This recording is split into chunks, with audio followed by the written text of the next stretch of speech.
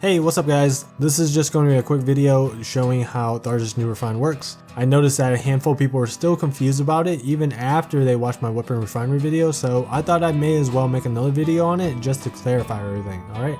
Tharja's Hex's second effect says inflict attack speed -4 on foes within 2 spaces during combat. So basically, any foe that is within 2 spaces of Tharja will get debuffed.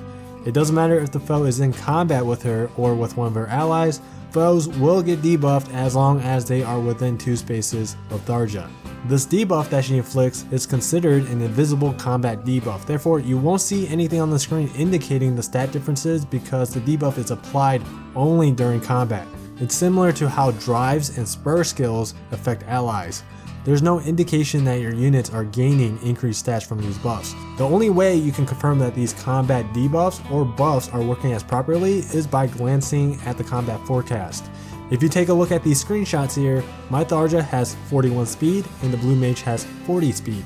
Normally my Tharja wouldn't be able to double this blue mage because she would need at least 45 speed in order to do so, right?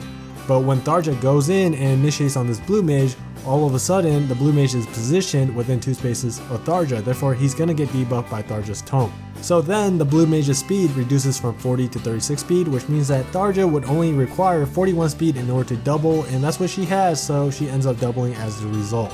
Now the debuff doesn't only apply on the player phase, it also works on the enemy phase, so let's say the blue mage attacked Tharja instead, then the combat forecast would end up being the same. This is how her tome affects Tharja herself.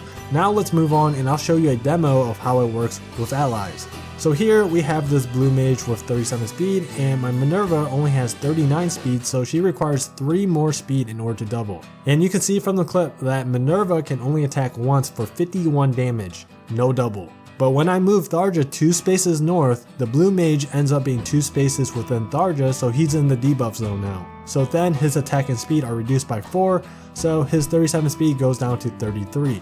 Now my Minerva is able to double, and you can tell by looking at the combat forecast. It says 51 times 2. And obviously this applies not only in the player phase, but on the enemy phase as well. Here's some screenshots to show you that. The screenshot on the right is the correct way to position, as it shows the Armor Knight dealing 4 less damage compared to the other 2 screenshots. This tome works really well with enemy phase allies in a melee versus melee scenario. On the flip side, it doesn't work that well with allies defending from ranged foes, since in most cases, the ranged foes would either be 3 to 4 spaces or out of range from Tharja, so keep that in mind. And yeah, that's pretty much it. If you have any questions about anything, then you can leave those in the comments below. And as always, thank you guys for watching, and I'll see you guys in the next video.